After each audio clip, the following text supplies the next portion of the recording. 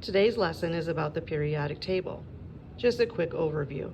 Please make sure that you take the time to color code your periodic table and include a key for the nonmetals, metals, and metalloids. This is going to be very important to us as we move through the course. We're going to take the time to number our groups and our families. Groups go up and down on the periodic table, and periods go left to right. So please take the time to start over here and place a number 1, and then we call this group number 2, group number 3, 4, 5, and keep on going to group 12, come up to group 13, and continue to number over to group 18. Groups are also called families, so we use those words interchangeably. We say there are 18 groups or 18 families on the periodic table. Periods go left to right, so please take time, put it 1, 2, 3, all the way down to 7. There are 7 periods on the periodic table, and we have 1 all the way down to 7. We are not going to consider these at the time. We'll talk about this in a later lesson. It's also important to note that the font on the periodic table is different. This is regular font, italicized, and shadow letters. If we look at nitrogen, oxygen, fluorine, and chlorine, they're all shadow letters. That means that they exist as gases. If we see all of this regular font here, regular font means this natural state is a solid, and we have a couple of places where elements exist in nature as a liquid. So you can see here that bromine is in the italicized. We have mercury in the italicized, and I believe over here we have cesium sometimes is listed in the italicized as well. Okay. Now we're going to name some of these families. The first family we have is the alkali metal, but it does not include hydrogen. The word gives it away. It's a metal. We color-coded hydrogen to be a nonmetal. So only lithium on down to francium belong to the alkali metals. Group 2 are the alkaline earth metals. Group 17 are the halogens. Group 18 are the inert gases or the noble gases.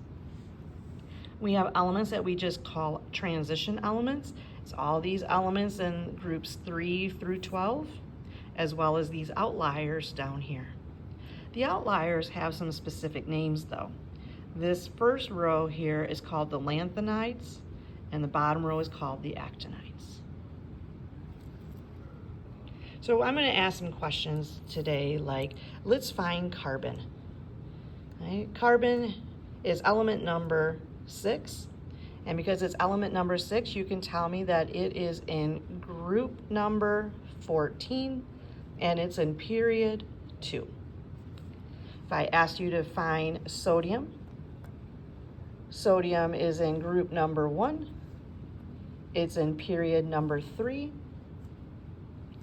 and I could also ask you what family does it belong to, and you would tell me the alkali metals. I did not ask that about carbon because I didn't give you a name for group 14. We're not going to worry about the other group names. These are the only few group names that I need for you to know. Okay. So take a second and you try. Let's find chlorine. You tell me what group number chlorine is.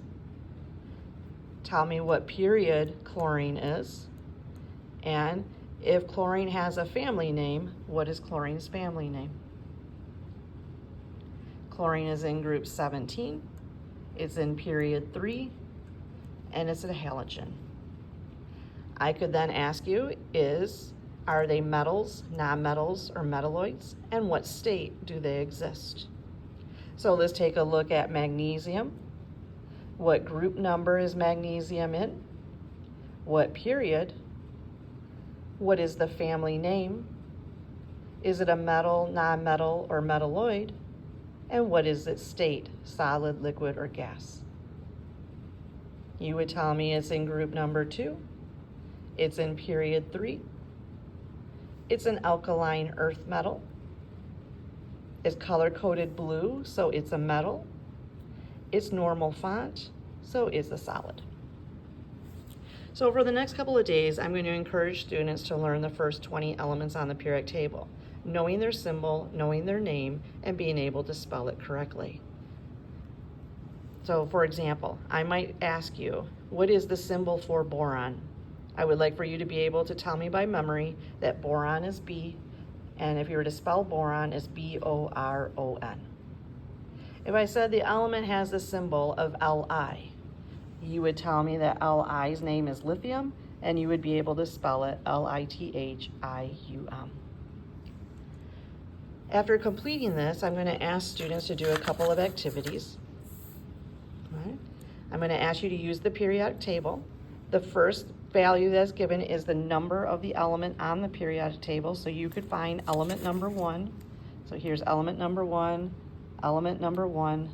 You can see that I have the symbol of H, my symbol of H, and then properly spell the name out as hydrogen.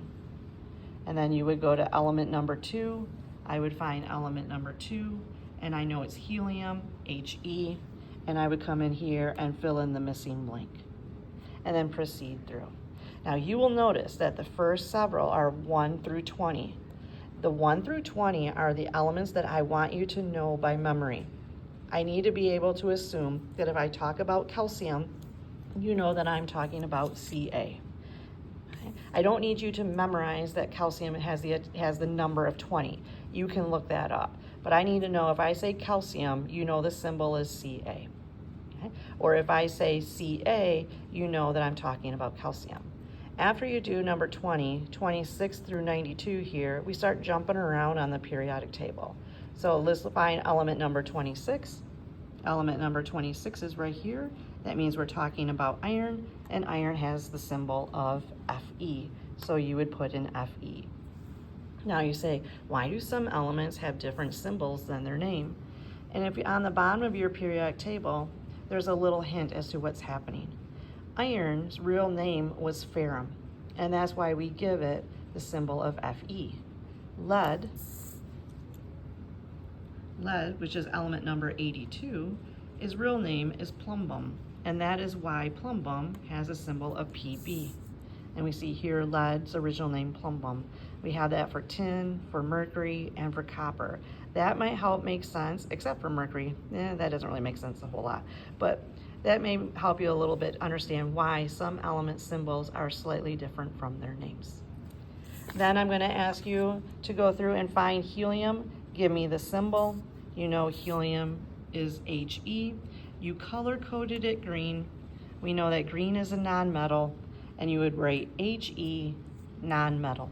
And you can use Nm for nonmetal. You can use M for metal. And for me, if it's a metalloid, you can use Md if you want to, if you don't want to write it all out. So a metalloid is any one of these elements here.